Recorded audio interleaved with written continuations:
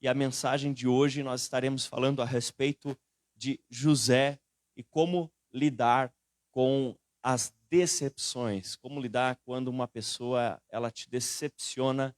E semana que vem, se assim Deus nos permitir, nós estaremos falando a respeito de um outro personagem, um personagem não tão conhecido, que é Judá. Então, por gentileza, não perca, será uma bênção. Amém? Agora achei aqui. Gênesis capítulo 37, versículo 2. Gênesis 37, versículo 2. Se você está aí com a sua Bíblia e puder abri-la.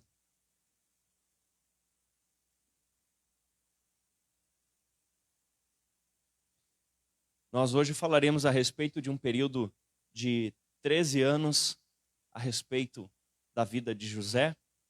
E na semana que vem nós vamos então estar falando a respeito de um período de 22 anos ali da vida de Judá.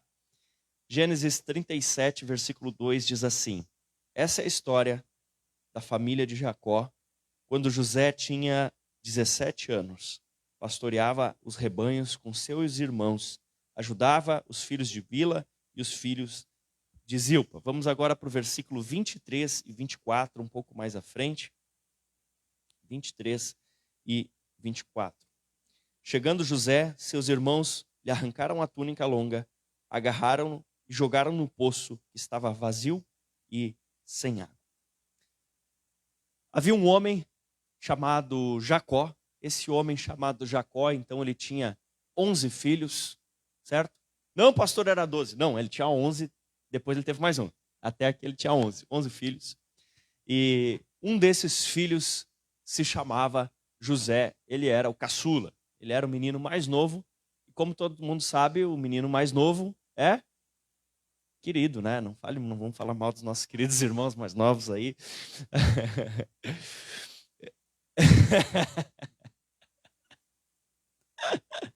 Ele era o menino mais novo, mas não bastasse isso, olha só toda a complicação que deu. O Jacó queria casar com uma mulher chamada Raquel, só que depois da festa de casamento, de tudo, quando ele foi para sua tenda para ter a noite de núpcias, o sogro, muito malandro, jogou para dentro da tenda a irmã dela, a Lia. E aí, quando ele acordou no outro dia, ele viu que tinha casado com a mulher errada. Então, depois ele disse: poxa, sogrão, você me enrolou, né? E ele disse: não tem problema, trabalha para mim de graça por mais 7 anos que eu te dou a outra, minha filha. E aí ele trabalhou 14 anos, 7 anos por cada uma. Naquela época, naquele tempo, havia essa questão de casar com mais de uma pessoa. Hoje não pode. Amém, irmãos? Naquele tempo havia esse costume. E daí elas ficaram numa briguinha para ver quem dava mais filho para ele. E começaram a dizer para ele também ter filhos com as suas escravas. Também outra coisa muito feia, isso trouxe vários problemas. O resumo da história é que ele chegou então a ter 12 filhos. E apenas um, chamado José, era filho da Raquel, que era a esposa amada dele. Por isso que disse, né, e o pessoal afirma por aí, que o Jacó então ele era analfabeto. Afinal de contas, ele amava Raquel e não Lia.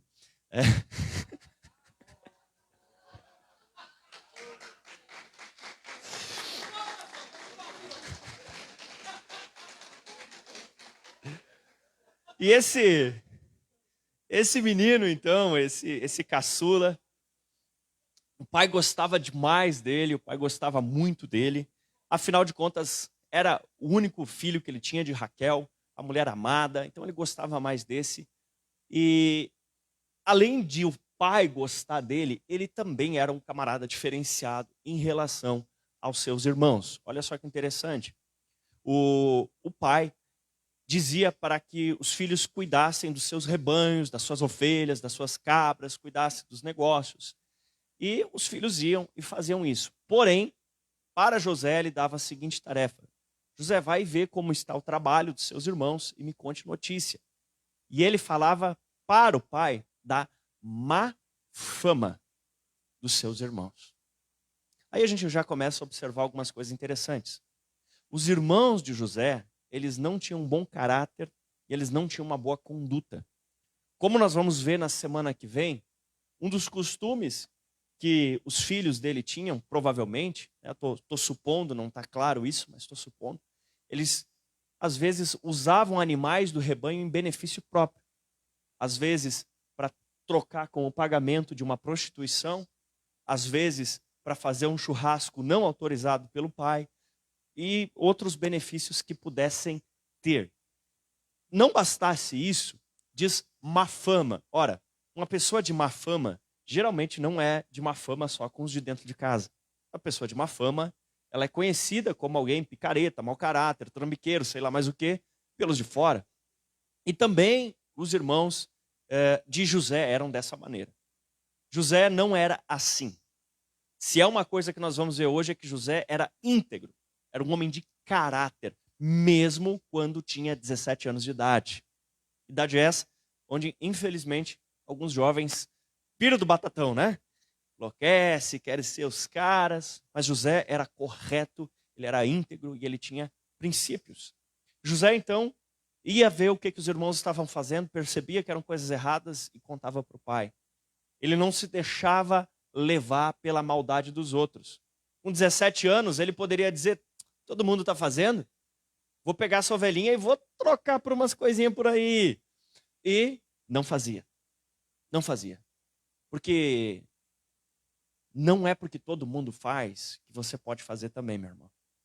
Não é porque todo mundo acha que é certo que seja certo. A multidão gritou, Barrabás. Então, o tempo foi passando e os irmãos foram pegando birra, porque ele era preferido. E também porque ele era supervisor nesse sentido. Ele ajudava a cuidar dos rebanhos, mas sempre procurava fazer isso com retidão. Até que um dia, ele começa a receber da parte de Deus um dom. Ele recebe da parte de Deus, relacionado ao propósito que Deus tinha para ele, porque as coisas que Deus nos dá, os dons, os talentos, as aptidões, eles geralmente estão relacionados com o propósito que Deus tem para a nossa vida. E Deus, já sabendo o propósito que tinha na vida de José, começa a derramar sobre José uma capacitação sobrenatural de ter e receber sonhos e suas interpretações. Então José, ele tem um sonho no qual os feixes aparecem ao redor dele e os feixes se curvam. E ele conta isso para os irmãos. E os irmãos dizem assim, por acaso você acha que um dia nós vamos nos curvar diante de você? E eles ficam com raiva. E ele tem um segundo sonho, onde ele vê o sol, a lua e 11 estrelas e se curvam diante dele. E ele conta isso aos irmãos e também ao pai. Os irmãos ficam irados. O pai, por sua vez, também não gosta, mas o repreende. Repreende, mas fica pensando a respeito daquelas coisas. Aí já nós vemos uma grande diferença. Porque José, ele não soube contar a coisa certa para as pessoas certas. Até para a pessoa certa, o pai foi muito sábio fazê-lo. Mas não devia ter contado isso para os seus irmãos. Primeiro porque os irmãos não eram la flor que se cheira, mas também porque os irmãos já estavam com uma inclinação maldosa ao seu respeito, o que dirá agora. Irmãos, você tem que saber para quem você conta os seus sonhos. Você tem que saber para quem você conta as aspirações do seu coração.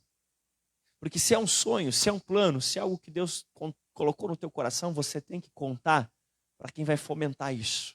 Você tem que abrir para quem vai te ajudar a avançar e alcançar.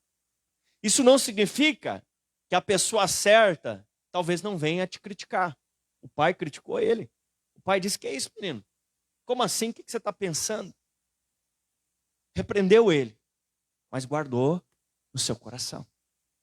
E quando você tem um sonho, você tem um objetivo, muitas vezes você vai abrir o coração com o teu cônjuge, com o teu discipulador, mas talvez você não vai sair jogando isso no ventilador. Porque as pessoas erradas, elas podem tentar impedir esse sonho de acontecer. Então, passa um tempo e José vai ver como é que estão seus irmãos, mandado pelo pai. Ele estava obedecendo o pai. E ele vai ver como estavam os irmãos, ele se perde, gurizão, né? 17 anos, se perde no caminho. pergunta para o pessoal, cadê meus irmãos? Os irmãos não estavam mais onde deveriam estar. E daqui a pouco ele vê os irmãos. E os irmãos começam a conversar um com o outro e dizer assim, lá vem aquele bobalhão lá, aquele sonhador, aquele cabeça de vento lá, não entende de realidade, o certinho. Afinal de contas, quem procura fazer tudo certo, acaba muitas vezes despertando a irritação de quem está fazendo errado. Porque quem faz as coisas certas, só sua presença já é uma denúncia de quem está fazendo as coisas erradas. Porque se ninguém está fazendo certo, não tem um padrão de comparação. Mas quando em meio àqueles que fazem errado, um faz certo, ali existe denúncia de pecado. Então, quando eles estavam só os 10 entre si mesmos, todos errados, estavam, entre aspas, em paz. No erro, mas em paz. Quando chega um filho da luz no meio daqueles pecadores, quando chega alguém correto no meio, a sua presença incomoda. A sua presença incomoda.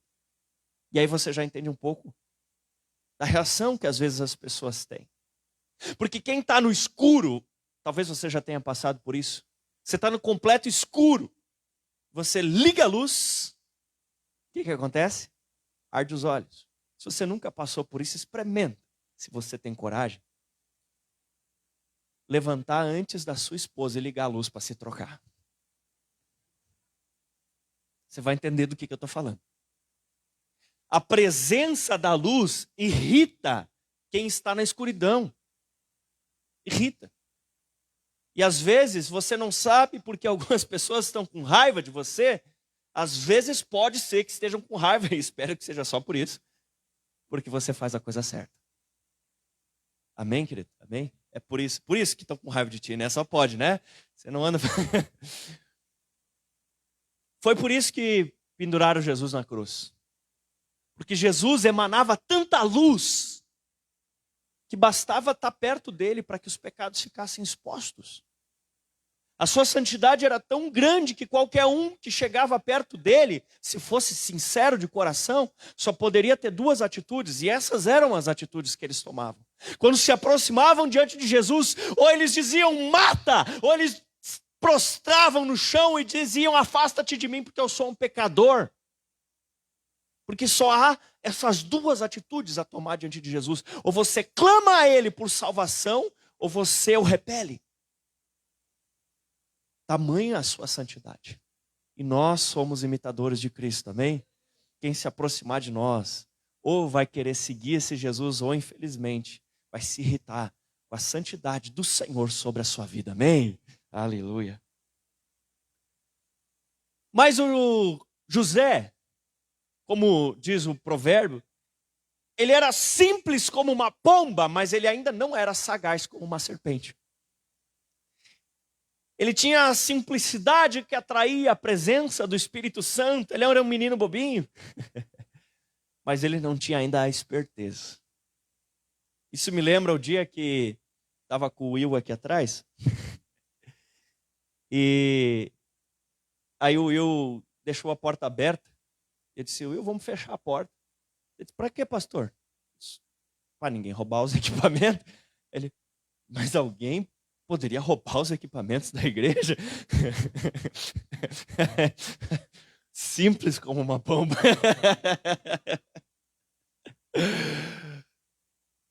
Infelizmente, nós também precisamos entender que existe o mal. O José não conseguia enxergar a maldade na bolita dos olhos daqueles irmãos dele. Havia desejo de morte no olhar dos seus irmãos.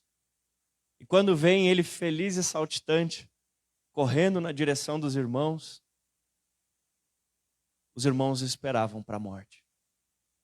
Jamais José poderia imaginar que os irmãos quereriam matá-lo.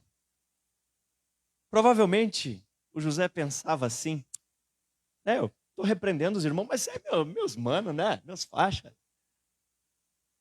Eu vou repreender, Ô pai, ó o Judá aí, ó de novo, ó o Rubem, ó aí, ó pai, ó o Naftali, ó o Levi, ó pai, tá vendo? Ô mano, por que você estava lá fazendo isso, cara? Que coisa feia.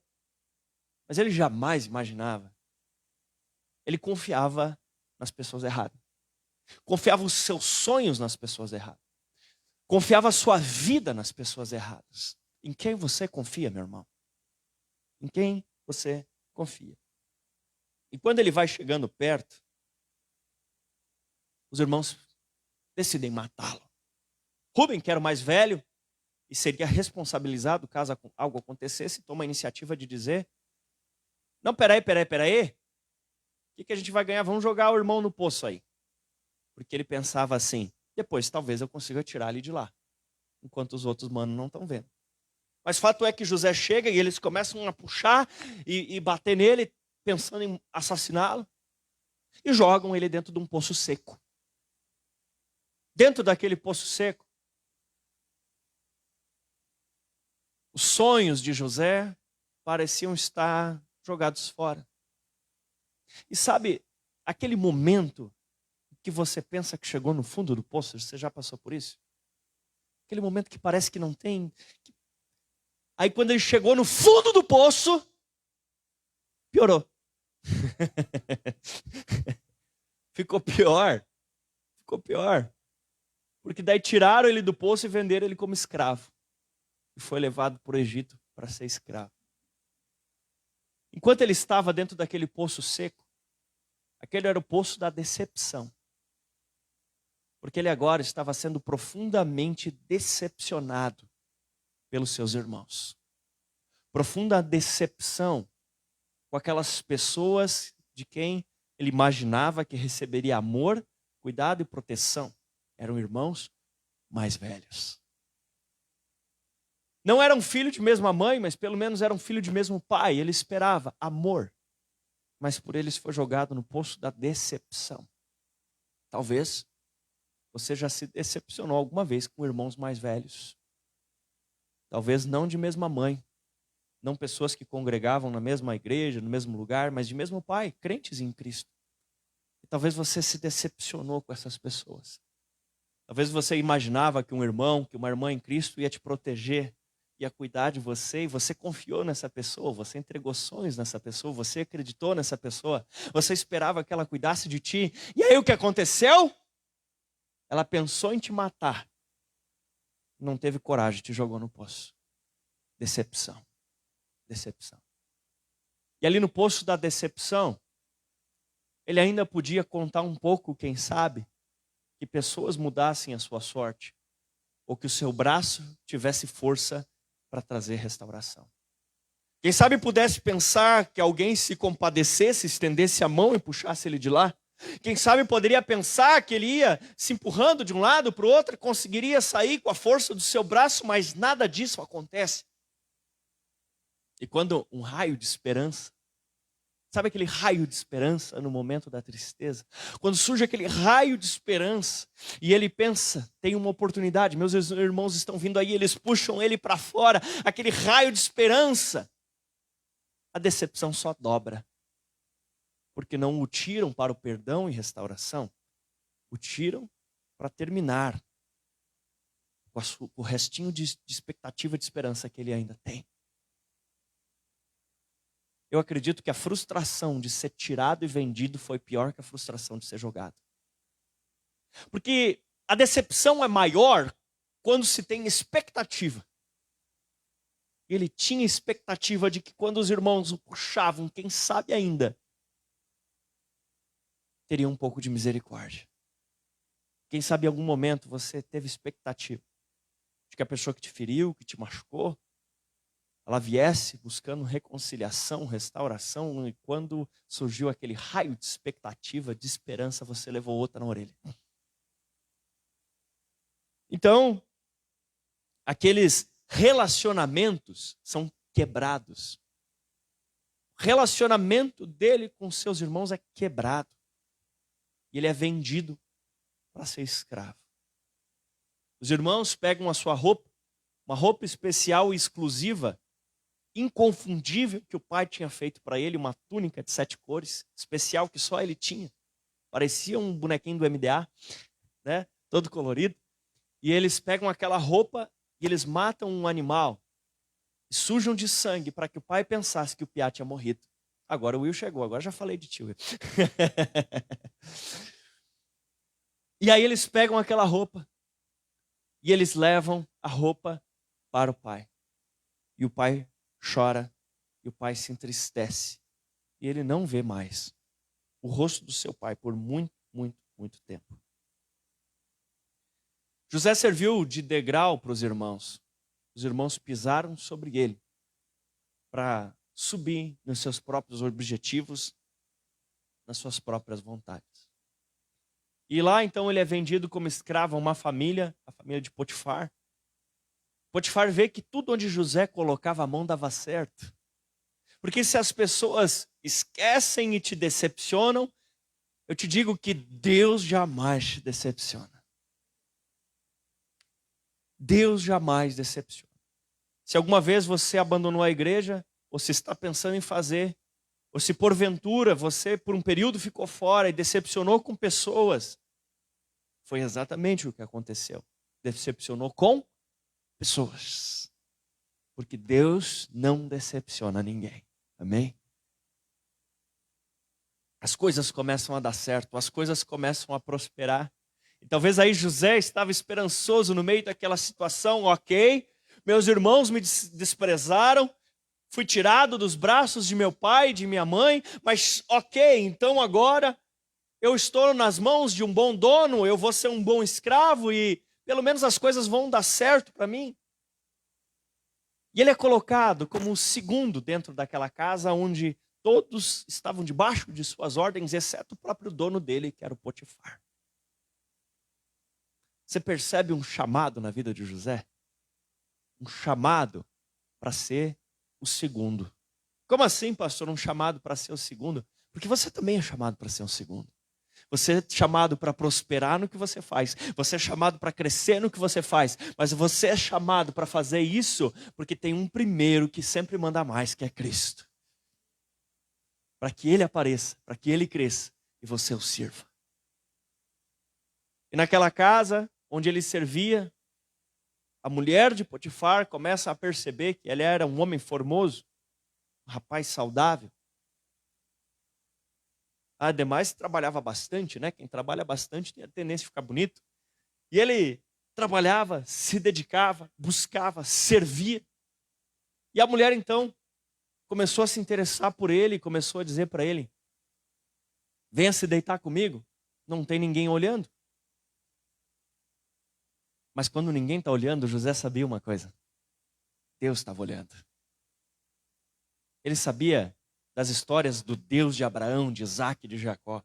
E ele sabia que quando nenhum olho vê, Deus está vendo.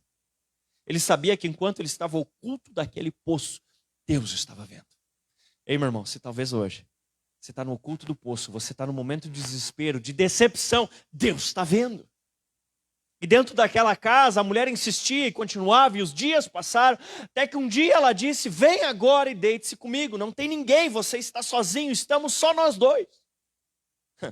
Ingênuo José, de novo, confiou na pessoa errada. Onde se viu ficar sós com aquela mulher dentro de casa. Na sua inocência, no seu coração bom, no seu olhar de pombinha, na sua juventude, sem ainda a sagacidade da serpente, José confia de novo na pessoa errada. Com o seu estômago cheio de estrelinhas, pensando que a vida é só uma festa, que a vida é uma alegria, que as pessoas serão boas consigo. Ele estava naquela expectativa, estava bem, confiou de novo na pessoa errada. E aí o que aconteceu? Decepção. A mulher diz: deita comigo agora. E ele diz: não. E ele dá no pé. Ele foge. Glória a Deus. Porque podiam ter tornado o seu corpo escravo, mas o seu espírito ainda era livre. Porque quem serve a Deus não se move por circunstância, se move por princípios do príncipe da paz. Saul era um rei que movia por circunstâncias e agia de acordo, dançava de acordo com a música do local. Foi rejeitado. José não. O mesmo princípio que ele tinha na casa do papai, que ele trazia o balde de pipoca na mão, né, brincando um pouco, ele fazia uma roupa especial de 7 cores. Na casa do papai, ele era escravizado, era o mesmo. E ele foge. Ele manteve os seus princípios. Você pode se manter fiel a Deus, meu irmão. Mesmo em meio à luta, mesmo em meio à dificuldade. Porque o erro dos outros não justifica o teu erro. Porque a agressão dos outros não justifica o teu pecado. Amém? E aí, ela agarra a roupa dele, ele foge. E se ela estava segurando na roupa dele, ele foge, o que acontece? Ficou com as roupas para trás. E ela chama o marido, manda chamar o marido e diz: olha esse sem vergonha que tu trouxe para trabalhar aqui em casa. Esse aí que é o José, eu mando ele fazer uma coisa, dá tudo certo. Esse aí, ó, veio aqui para me desonrar. Dentro da tua casa, tu tem que tomar uma providência. E talvez aí José tivesse a expectativa que um descrente se comportasse como um crente. Tivesse a expectativa de que Potifar olhasse para ele e pensasse: mas você tem sido meu servo fiel por tantos anos. Você é uma bênção na minha vida. Ah, você não faria isso, né, José? Ele faz isso? Não. José é tido por mentiroso. Ele é difamado. Ele é caluniado. Ele é tido por alguém que comete uma tentativa de estupro. E ele é jogado na cadeia. Qual a sentença? Prisão por tentativa de estupro. Se fosse no Brasil, coitado. Porque cadeia, para quem comete esse tipo de crime, não é fácil. Ele é jogado naquela cadeia, debaixo de uma das piores sentenças que alguém pode receber. Decepcionado. Decepcionado. Com os irmãos? Decepcionado com Potifar? Decepcionado com a mulher do Potifar? Decepcionado com Deus? Não. Não. Ele levanta a cabeça e permanece fiel. Porque podem nos tirar tudo, mas não podem roubar nossa fé. Fé não pode ser roubada. Fé só pode ser entregue. Se você perder a fé, você perde porque você se rendeu. José não se rendeu. José é atirado no chão. José beijando o chão da cadeia. José levanta-se novamente. Restabelece sua fé. Concentra sua mente. Sabe o que acontece? Se torna o melhor preso que aquela cadeia já tinha visto. Se torna alguém que o carcereiro fica encantado. E de pouco em pouco o carcereiro vai dando atividades melhores, maiores, serviços. Ele vai tendo o que a gente chamaria hoje, né, de progressão. E ele vai avançando, ele vai conquistando mais liberdade lá dentro. E ele vai avançando e de repente o carcereiro percebe, sabe o quê? Que onde José colocava a mão as coisas iam dando certo. Que tinha uma paz nele que os olhos de nenhum outro condenado transmitiam. Que por fora era um presidiário como qualquer outro, mas por dentro tinha alguma coisa diferente. E assim é contigo, meu irmão. Mesmo em meio às lutas, às prisões, às dificuldades, quem olhar nos teus olhos verá que tem algo diferente. Porque os teus olhos entregam que é um Deus a quem você serve. O Deus que tem os olhos como chama de fogo. Os olhos que vigiam em todo lugar, os olhos do Senhor estão em todo lugar. Procurando os bons, e encontraram naquela cela do Egito Antigo. Encontraram alguém diferente. Que se for necessário, é melhor ter um amigo só do que todos os outros. O Senhor. E o carcereiro começa a entregar atividades para ele. E adivinhe que posição de autoridade José se encontra agora lá dentro? Ele era de novo o segundo. que essa era a vocação dele. A vocação dele era lembrar que a glória era para Deus, que ele era o seu servo. Se torna o segundo. Você já viu preso mandar em cadeia? Não desse jeito que às vezes você viu aí no jornal. Não é disso que eu estou falando. No sentido correto da coisa. Confia nele. E de repente, lá dentro daquela cadeia, o dom de Deus começa a aflorar e se manifestar na vida dele novamente. Quando 2 presos estavam lá, presos mandados pelo próprio faraó. Um era o copeiro de faraó, outro era o padeiro de faraó. Estavam na cadeia e o copeiro teve um sonho, o padeiro teve um sonho. Falaram a José e José disse, olha, Deus dá a interpretação. E a interpretação é a seguinte, você, copeiro, você vai ser restituído ao seu serviço, é isso que significa o teu sonho. Deus me falou, você vai voltar a ser um copeiro. E, escuta só, estou aqui te ajudando, né, meu amigo? Estou te dando a interpretação do sonho. Você... Lembra que eu estou aqui na cadeia quando você chegar lá? Você vai trabalhar lá juntinho do faraó, vai provar a bebida do faraó antes do faraó beber. Fala um dia lá para ele me tirar daqui, dessa jossa. E aí, se decepcionou de novo. Porque o homem esqueceu dele. Ele serviu o homem esqueceu dele. E às vezes as pessoas por quem nós fazemos coisas importantes, às vezes pessoas de quem salvamos a vida, às vezes esquecem. Ele salvou a vida daquele homem com a sua interpretação. Talvez aquele homem recebeu essa chance tão somente porque José estava ali e Deus agiu. E ele se decepcionando de novo, aquele homem esquece ele. Mas aí o padeiro vem e diz, bom, eu achei tão legal esse sonho aí que você interpretou do copeiro, eu vou te contar um também, daí conta. E aí José diz, bom, isso aí significa que tu vai morrer. Né? E foi, morreu. O faraó chamou ele e matou ele. E José continua na cadeia. Decepcionado. De novo. Decepcionado. Mas ele continua perseverante. Longânimo. Ele continua com domínio próprio. Porque ele cuidava antes das ovelhas do pai como se fosse para o próprio Deus. Ele cuidava depois da casa de Potifar, não como do Potifar, como se fosse do próprio Deus. E agora ele cuidava da cadeia, não como a cadeia do carcereiro. Ele fazia o serviço como se estivesse fazendo para o próprio Deus. E mais tarde, no Novo Testamento, a Bíblia nos diz, e tudo quanto fizerdes, fazei-o de todo o coração, como para o Senhor e não para os homens.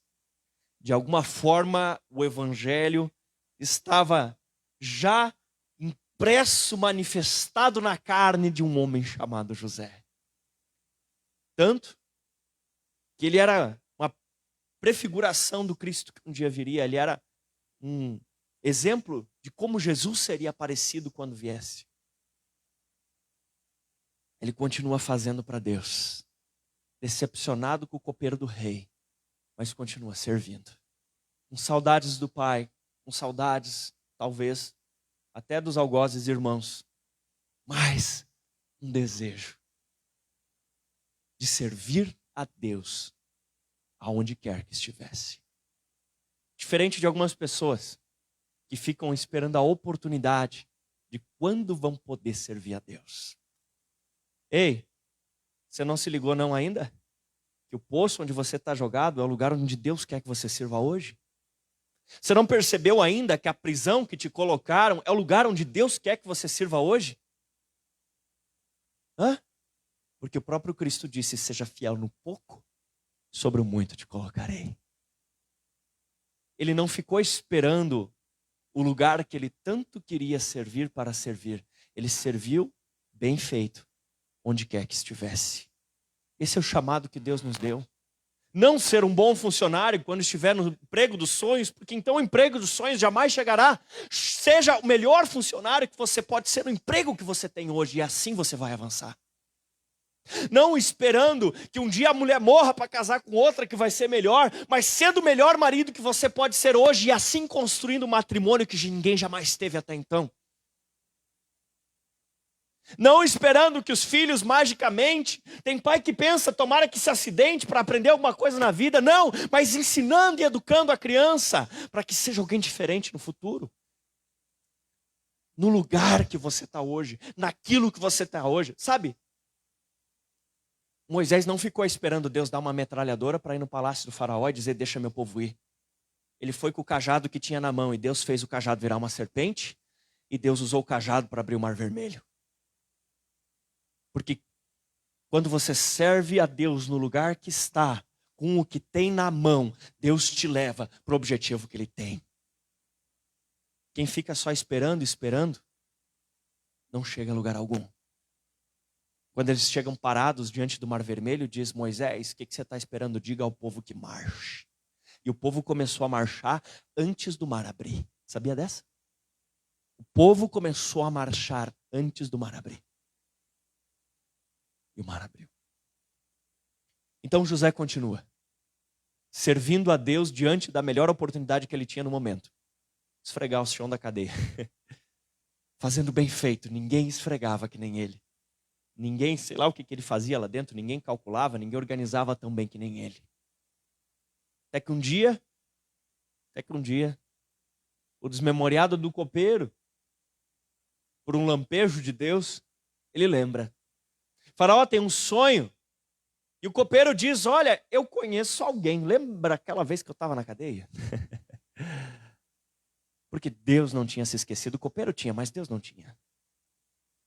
Deus engata uma luzinha lá no faísca atrasada do copeiro e ele lembra. Ele lembra do José. Vai atrás do José, diz José, pode botar uma roupinha aí, toma um banho, rapa esses cabelos, porque os egípcios se depilavam. Mas para os hebreus isso era uma vergonha.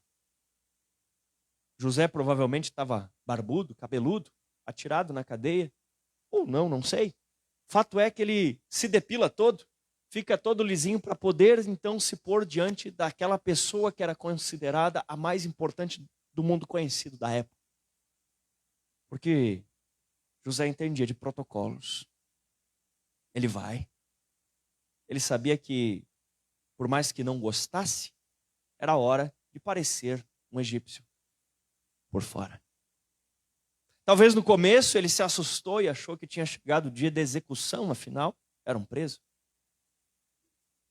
Mas do contrário que ele imaginava, ele foi da cadeia para uma audiência com então o homem mais poderoso do mundo. E ele chega diante de Faraó e ele dá a interpretação. E o que ele recebe de Faraó é um anel e autoridade para ser como se fosse uma espécie de vice-governante do Egito.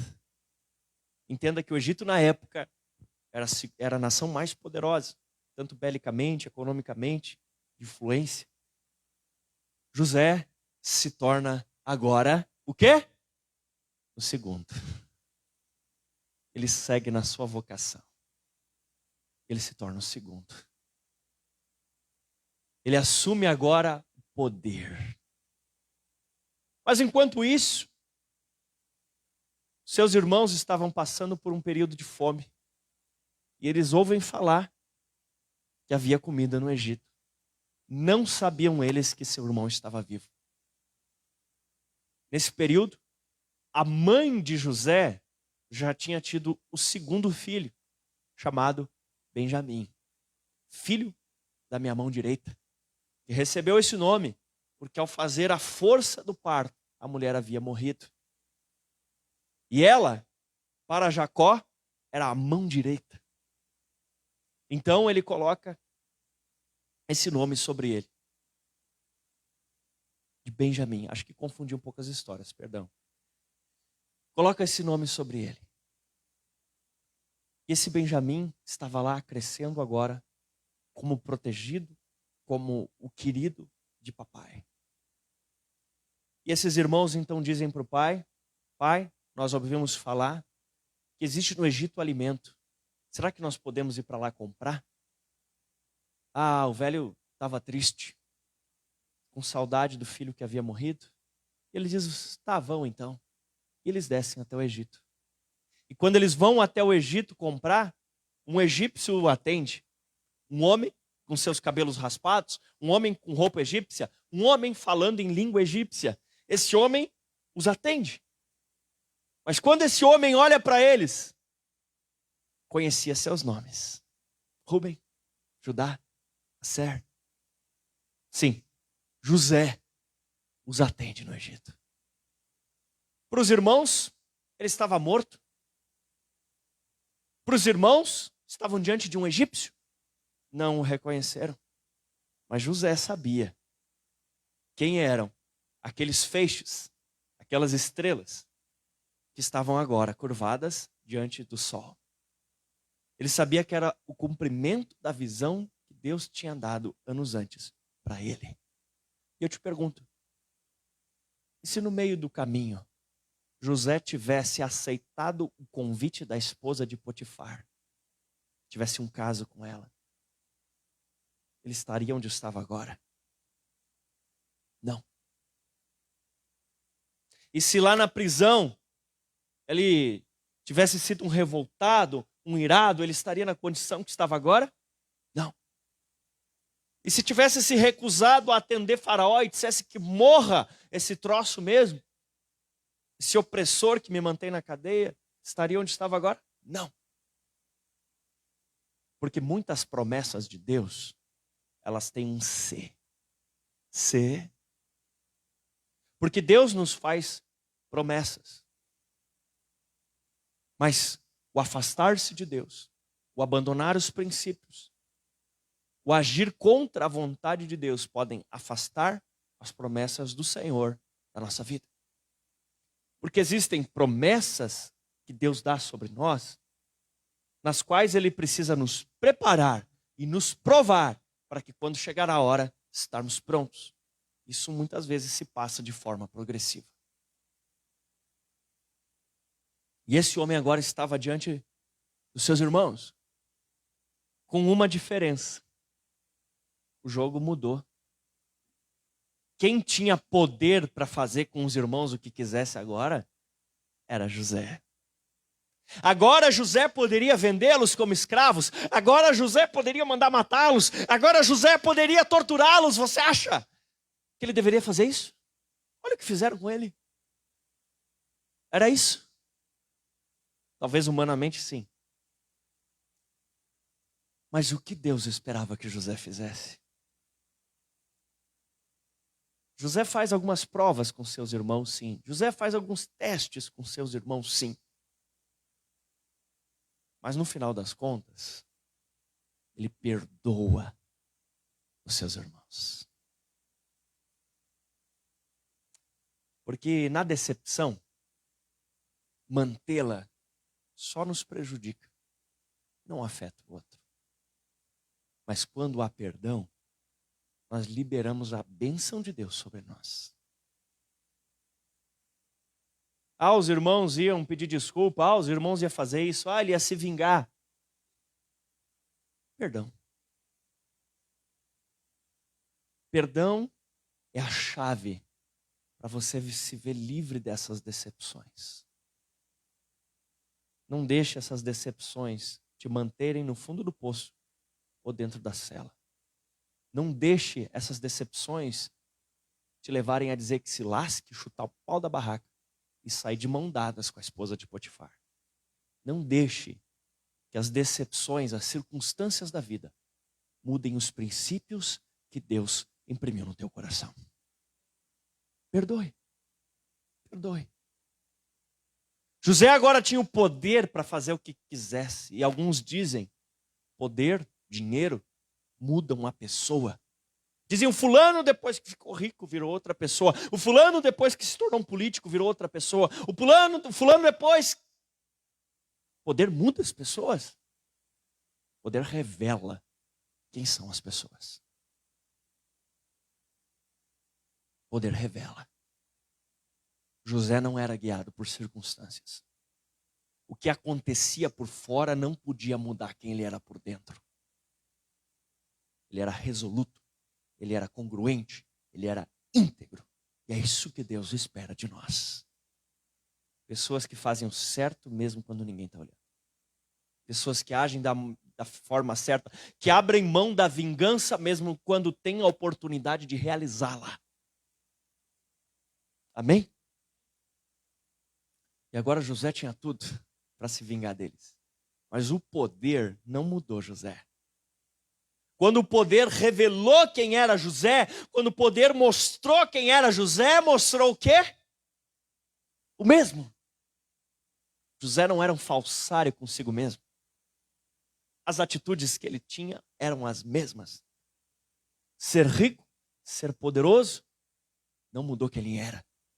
Sabe? Talvez Deus queira fazer isso com alguém que está aqui hoje. Talvez Deus queira levantar alguém aqui para ser assim. O segundo diante de alguma coisa, próspero, avante, poderoso. Quem sabe estamos diante de um grande empresário, de um grande político, de um grande professor, de um grande escritor, de um grande cientista, sei lá do quê. Mas eu te pergunto, se de fato Deus fizer isso com você, se Deus pôr uma lente de aumento em você, o que a gente vai enxergar? Hoje você usa uma máscara? Hoje você só é assim por falta de oportunidade? Ou diabonidade? Eu confesso, suponho, que se tivesse aparecido droga diante de mim na adolescência, talvez eu teria usado. Porque pelo caminho que eu estava indo, eu acho que só faltou uma de oportunidade, né? Para que eu fizesse isso. Se você tiver a oportunidade, você continua sendo reto? Se a tua resposta é não, bom, então não fique brabo com Deus, porque às vezes ele até dá uma ajudinha para que as oportunidades não cheguem na tua vida. Porque Deus, por amor a você, se não acha um coração íntegro, ele desvia sim oportunidades de você. Porque ele prefere você sofrer um pouquinho na vida do que perder você para sempre na eternidade. São os vossos pecados, diz a Bíblia, que fazem separação entre vós e vosso Deus. Então vamos ser santos. Para que quer seja de sucesso ou não, no sentido de fama, de conhecimento, quer seja uma coisa ou outra, simplesmente a gente consiga viver tudo aquilo que Deus espera que a gente viva. Que não há nada onde a gente encontre maior sentido de vida, maior completude de ser, do que o centro da vontade de Deus. Ele se torna esse homem grande. E ele continua fazendo o certo. Ele perdoa. Ele se torna um abençoador. Ele inclusive diz para os irmãos, ele diz, irmãos, não briguem no caminho quando vocês estiverem lá indo buscar o pai. Ele sabia quem eram os irmãos. Ele inclusive diz a Faraó, vamos dar um jeito deles ficar na terra de Gósen, a melhor terra. Ele inclusive dá refeições para aqueles que o maltrataram. Ele se reconecta com os irmãos, ele se reconecta com o pai, e ele vê o irmão que nunca tinha conhecido. De uma forma diferente, talvez, do que ele pudesse imaginar, Deus restitui a sua vida. Porque Deus não iria lhe mudar o passado, afinal o passado já passou. Mas Deus poderia lhe restituir o perdido no passado, trazendo uma bênção no futuro, na verdade no presente que agora ele vivia. Restituição de Deus. Talvez há coisas que você foi decepcionado, que você foi esmagado, experimente liberar perdão. Experimente buscar reconciliação. E desfrute da restituição que Deus pode fazer nos teus dias de hoje. Trazendo para você vida, trazendo para você paz, trazendo para você bênção. Amém? Experimente fazer isso. Ele olha e diz para os irmãos, Irmãos, não fiquem tristes por vocês terem me vendido como escravo, porque na verdade isso foi para a preservação da vida. Porque hoje vocês não vão morrer de fome porque eu cheguei aqui primeiro. E agora eu vou ter alimento para vocês. De uma forma milagrosa, José já sabia o que diz Romanos 8, 28. Todas as coisas cooperam para o bem daqueles que amam a Deus, daqueles que são chamados segundo o seu propósito. Dizia o Lutero que o diabo é o diabo de Deus, e não lhe entenda mal. Não é que Deus usa o diabo para fazer o serviço sujo, não é nada disso, pare com isso, Deus é santo. Mas às vezes, coisas ruins que o diabo faz, por permissão de pessoas, Deus acaba transformando em bênção naqueles que o seguem fielmente. Com certeza, o diabo batia a palma enquanto os irmãos pensavam em matar José. Com certeza, o diabo batia a palma enquanto ele era vendido. Mas, embora Deus desse liberdade para os irmãos de José fazerem suas próprias escolhas e experimentarem o resultado delas, Deus também era justo para fazer com que as escolhas de José tivessem os resultados que ele merecia. José escolheu por Deus, José escolheu pela fidelidade, José escolheu pelo perdão, José escolheu pela bênção e José se tornou um abençoador. O que você está escolhendo para a tua vida? A bênção ou a maldição? Ficar preso ou ser livre? Se você tivesse poder hoje, pisaria naqueles que te decepcionaram ou faria bênção sobre a vida deles? Convido você a fechar os teus olhos.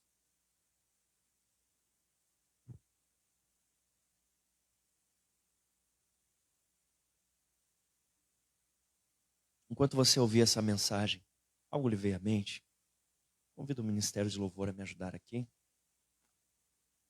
Os obreiros, por gentileza, podem vir à frente, os nossos líderes de célula, pastores, líderes de rede, de ministério.